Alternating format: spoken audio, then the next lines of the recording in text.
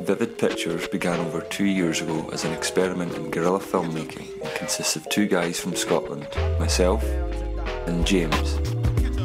Born of a genuine desire to open minds and change perspectives by presenting information gathered from multiple sources and compiled in a manner that has the greatest impact on the audience. It all began in March 2012 at the height of the hysteria in the run-up to the December 21st solstice. I became involved with a creative cooperative based locally.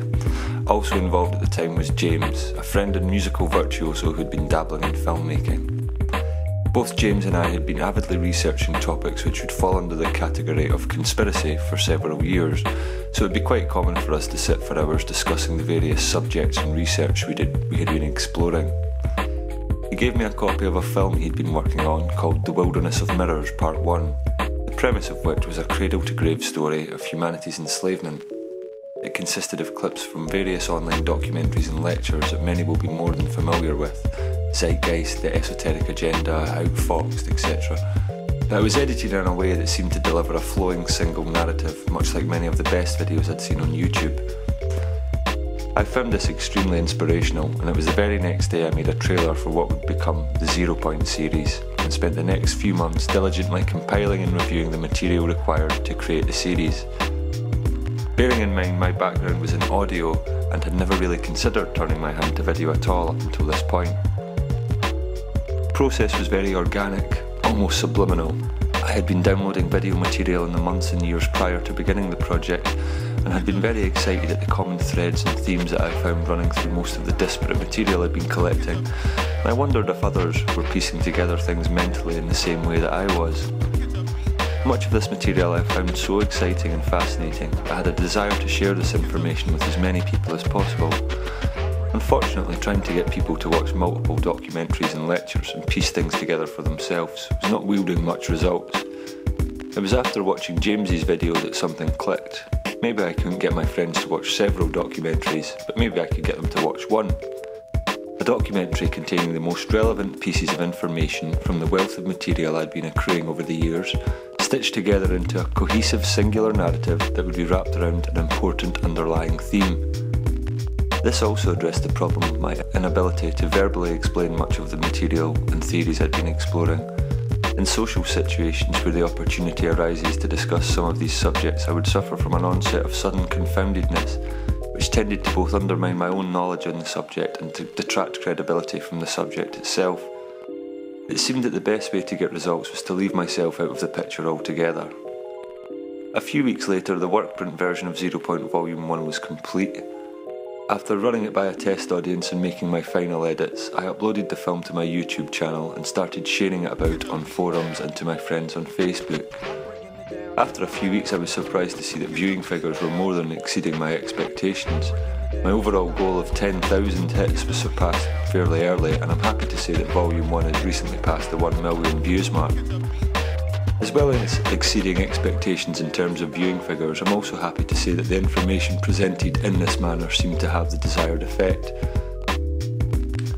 People really responded to the premise of the film and were actively discussing elements in the comment section and on forums. It would be fair to say at this point that both myself and James had caught the video making bug, and were both excited by the attention Volume 1 was getting and wanted to maintain that momentum. Volumes 2 and 3 followed soon after, and we went from using Windows Movie Maker to Sony Vegas and began trying to up our game in terms of visuals, editing and presentation, with James's incredible mind control film Soul of a Robot setting the bar high. Unfortunately, Soul of a Robot proved to be problematic due to the inclusion of a Bob Dylan song used in one of the clips, which ultimately led to our YouTube channel being restricted to 15-minute uploads only. This meant putting our feature-length projects on the back burner and producing episodic content. We began in earnest to produce 2 series in tandem, Lunar Lore and Martian Mythology, with me helming lore and James taking care of mythology. After the first 2 episodes we would swap over and then back again to finish the series. While the episodes may not have shared the same degree of attention as the Zero Point films, they have allowed us to dabble with various editing techniques and generally improve our delivery Having to work within 15-minute time limits meant we really had to edit very carefully in order to meet the thematic requirements of each episode. This was a real challenge, and in some cases one 15-minute episode took as long or longer to edit as a 2-hour-long feature. So where are we now? At the moment we have recently finished Lunar Lore Series 1. We have the edited version of Soul of a Robot minus the offending Bob Dylan track. We have the excellent World War III the musical. We also have James's new film on the Manson family, and the first 3 episodes of our new series UFO. Also somewhere on the internet you would be able to find The Wilderness of Mirrors Part 1 and the short zombie film Z is for Zombie. Unfortunately, the final episode of Martian Mythology is on hiatus due to hardware issues. An external hard drive containing much of the footage has been damaged, and so far it seems it cannot be replaced, so other options are being investigated.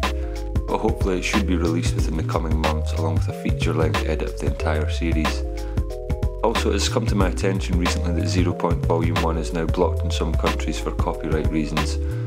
YouTube keeps shifting the goalposts with their copyright rules, and it looks like there's nothing I can do about it. The film is available both on Vimeo and Disclosed TV, but volumes 2, 3 and 4 are still watchable on my YouTube channel along with the rest of our videos. We are currently taking a break from video production while we begin to plan the next stage for Vivid. Don't worry though, we've been sitting on some material that will be slowly released over the coming months in the run-up to our new project, Vivid Original Films. The future.